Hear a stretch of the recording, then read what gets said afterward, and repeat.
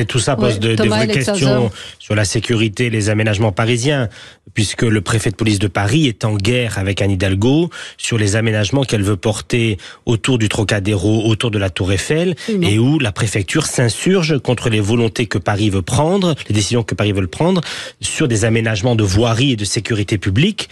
Et c'est quand même hallucinant d'entendre le préfet de police de Paris en Conseil de Paris venir en totale contradiction avec la maire de Paris et n'arriver à ne rien pouvoir faire entendre à cette maire de Paris qui n'écoute plus personne si ce n'est son aile gauche et écologiste. Je trouve que c'est regrettable, vraiment, une nouvelle polémique après la polémique vis-à-vis de la cérémonie aux Invalides pour les victimes des atrocités du 7 octobre. J'ai l'impression que la France Insoumise cherche en permanence le buzz. C'est de pouvoir parler, reparler. Ce matin, Bompard était en réaction sur France Info de leur triste sort. Ils cherchent encore, je dirais, à fracturer.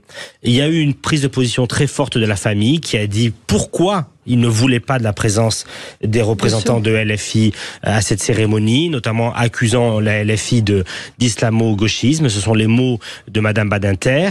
Et à nouveau, Marine Le Pen prend le beau rôle. Elle dit c'est un souhait de la famille, nous ne viendrons pas. Et eux, ils sont jusqu'au boutiste dans le buzz et dans la fracture. Et donc je regrette vraiment qu'ils aient maintenu ce souhait de participer à cet hommage, alors que la famille avait strictement dit non. Et tout comme je regrette que pour l'hommage aux victimes d'Israël, ils y soient allés, faisant des coups d'éclat. Les gens à l'extérieur des Invalides ont sifflé, ont hurlé contre la venue des parlementaires LFI, etc., NUPES. Tout ça n'est pas bon. Moi, je voudrais reprendre un tweet que notre amie Judith Vintraube vient de faire, où elle reprend des propos de feu Robert Badinter, et où elle évoque des propos, je cite, où les principes essentiels, ceux de Jaurès, ont été abandonnés par Mélenchon. C'est vrai. Et ce sont des propos que Judith vient de tweeter. Coup de cœur, chers amis, parce que nous sommes à J-10 du Salon international de l'agriculture. Et que je souhaite vraiment du fond du cœur que ça soit un événement positif, festif, heureux. Je formule le souhait... Sans exclusion. Je formule le souhait qu'on puisse avoir une explosion de la fréquentation pour témoigner de l'attachement des Français à la filière d'excellence de l'agriculture de notre pays, et qu'à travers cet événement, on se pose des questions qui ont fait l'actualité il y a 2-3 semaines, mais qui restent encore présentes. Est-ce que l'on veut davantage produire que l'on importe dans ce pays ? Est-ce que l'on peut comprendre les contraintes de nos agriculteurs et se dire que dans un monde où on se dirige vers 10 milliards d'habitants, on a une richesse formidable qui est l'agriculture française, et qu'il faut qu'on trouve les moyens de l'aider à se développer en tenant compte bien sûr de quelques contraintes environnementales et sociétales, mais qu'on arrive à garder ce noyau d'excellence et à encourager encore demain des agriculteurs à venir, à s'installer, à reprendre des fermes. Donc voilà, donc c'était un coup de cœur pour se donner rendez-vous. Moi, je serai au Salon de l'agriculture. Et un dernier coup de cœur, on est la Saint-Valentin, j'embrasse mon épouse si elle m'écoute. Non, il y a des échanges. Le président, le Premier ministre ont reçu les agriculteurs. Il y a beaucoup de contre-vérités dans tout cela. Il y a la posture du gouvernement aujourd'hui qui défend les agriculteurs, et les votes de la délégation Renaissance En Marche au Parlement européen qui ont durci encore plus les textes et les législations, et qui ont essayé d'encourager une baisse de la productivité par une baisse des surfaces cultivables. Donc il y a bien évidemment beaucoup de contresens et de contre-vérités dans tout cela.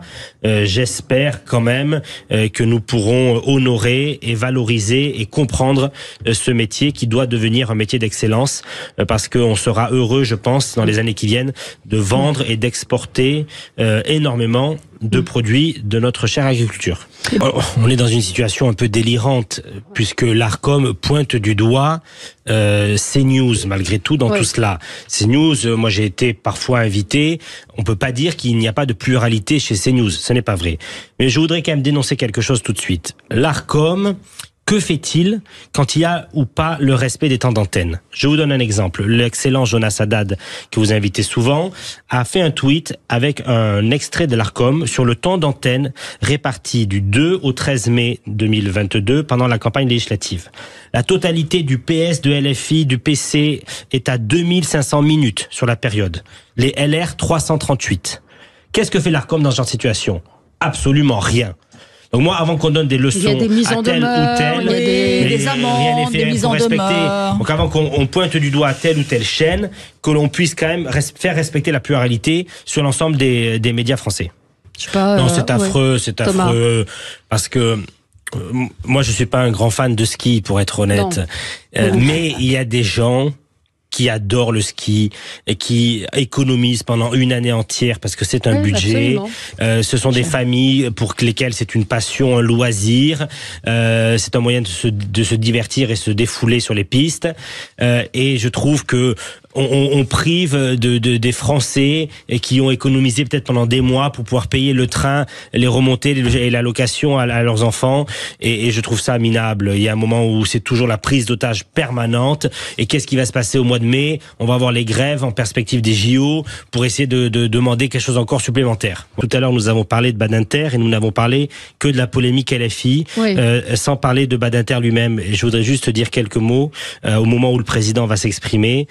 C'est qu'on a quand même là un monstre sacré pour moi de la vie politique française, qui a été de beaucoup de combats, qui a une histoire personnelle et familiale absolument dramatique, et qui à 95 ans laisse une trace indélébile dans l'histoire de la Ve République et dans la démocratie française.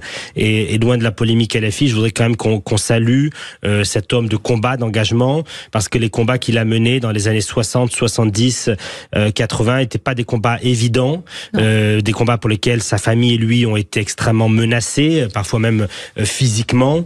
Et c'est un homme qui a quand même profondément marqué l'histoire et dont beaucoup aujourd'hui et plusieurs centaines de Français depuis quelques jours se rendent sur la place Vendôme et des nombreux Français seront là aujourd'hui dans cet hommage.